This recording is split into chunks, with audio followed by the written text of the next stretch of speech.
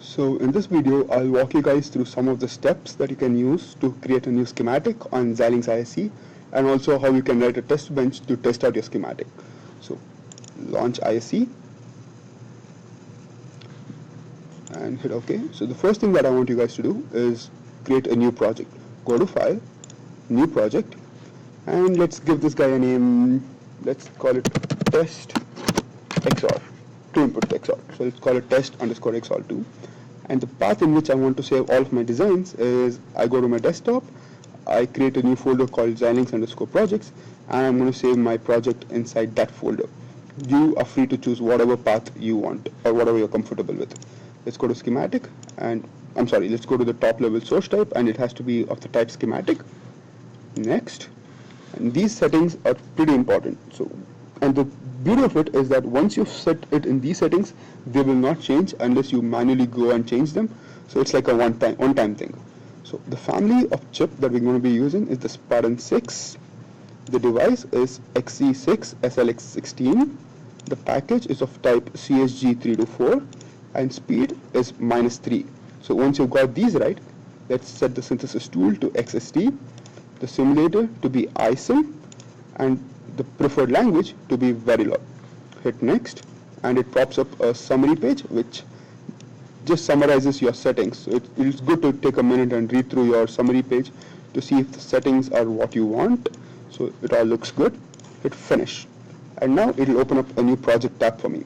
Make sure that you are in implementation right now. So right now we are implementing the design, and let's simulate it later. So let's go back to implementation, right click, and new source. So the first source I'm going to be doing is putting a schematic. Let me choose schematic, and I will give it a name XOR2 schematic. I will not change the path. Next, finish, and this will open up schematic editor for me. Right, it's opened up schematic editor. So this is where I'm going to be adding my symbols. I can put an XOR gate, I can put an AND gate, whatever I want. The icon to add a schematic or a symbol is this guy. It's called add symbol. Click on him, and then you have a categories tab and a symbols tab. In categories, I want you guys to scroll down and click on logic. For now, we're going to be using gates inside logic category. And since you have a lot of symbols in here, it's much easier to filter it out. For example, I enter XOR and I have XOR2. So let's pull out an XOR2 from here and place it on my schematic editor. Now, to escape out of a mode, the hotkey is escape.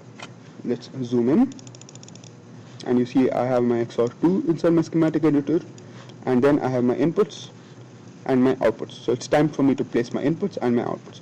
The icon for that is this guy. It's add IO marker.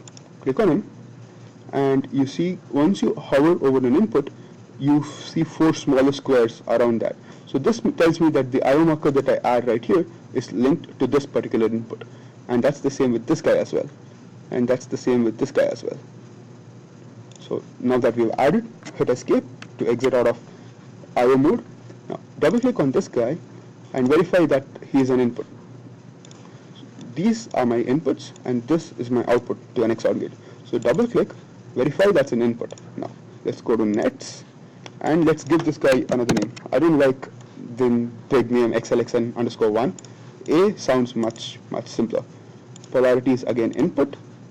Let's go to nets. The name is going to be B. Okay. Let's click on this guy, and this guy is output. So that's good. Go to nets, and let's give this guy a name F. Okay. So now you have a design ready. Save this guy, and you should not be getting any errors. Another way to do it is go to tools and click on check schematic, and both of them work. Sometimes you save it and it will show you if you have any errors, or you can just go to tools, check schematic, and it will show if you have any errors. So now this schematic is perfect. Let's go back to design, and it's time for me to add my test bench, because now that you have a design, you need to test it. You need to apply stimulus to A and B and check your output. So again, right click, make sure in implementation, new source, and let's add a Verilog test fixture. And the name that I'm going to be giving this guy is XOR2 underscore test bench.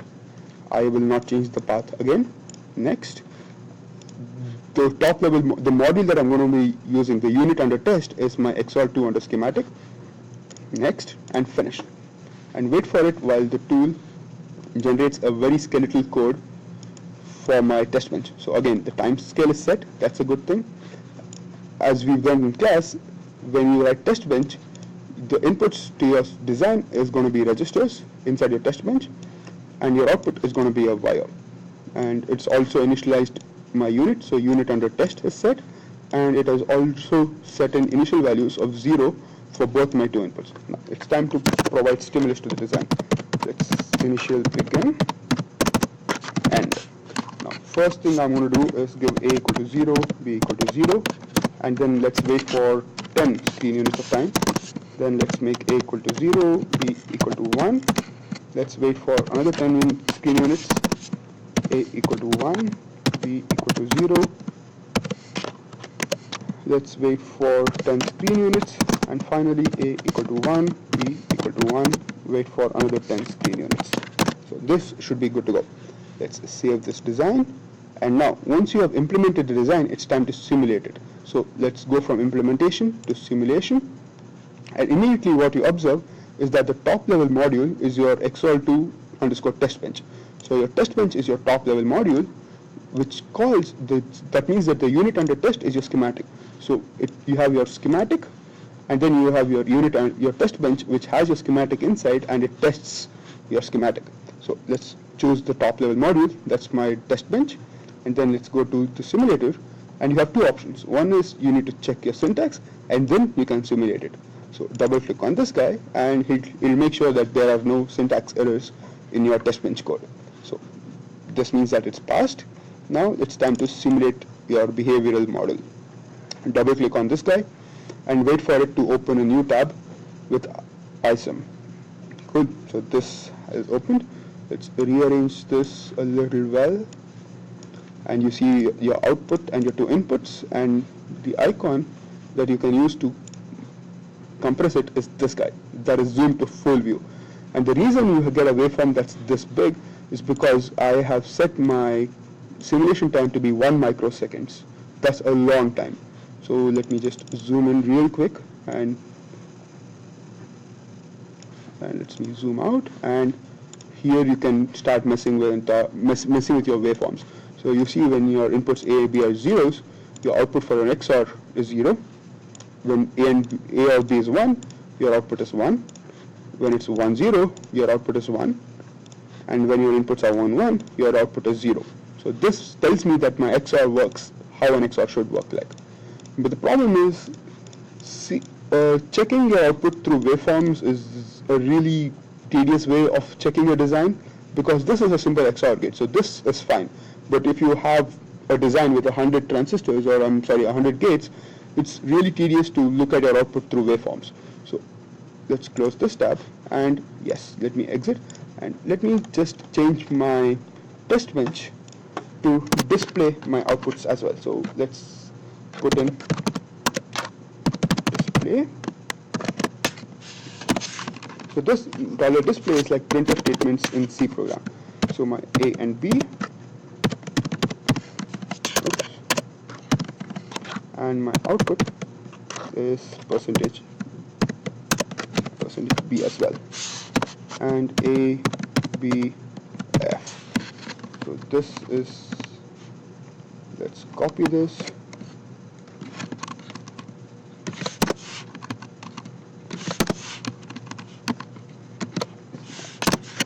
Perfect. Now let's save the design. Let's go to simulation. Let's check syntax. Hopefully there are no errors. There are no errors. And then simulate the behavioral model. Perfect. Now I really don't want to go and take a look at this again. Instead, all I can do is look at this. So when my inputs are 0, my output is 0. When my input is 0, 1, my output is 1. When my input is 1, 0, my output is 1. When input is 1, 1, output is 0. So this is a really neat way to understand if your design is working the way you want it to. In my case, my design is an XOR gate, a 2-input XOR gate, and this truth table tells me that it works exactly how a 2-input XOR gate should work like. So this is it. This is as simple as you can get to create a schematic and testing it out. So right now I've shown you guys how to work with a simple 2-input XOR gate, but nobody is really stopping you. You guys can, build a microprocessor design and test it out. Go for it and mess with this, learn the tool, and shoot me an email if you guys have any trouble, and I'll help you out. So see you later.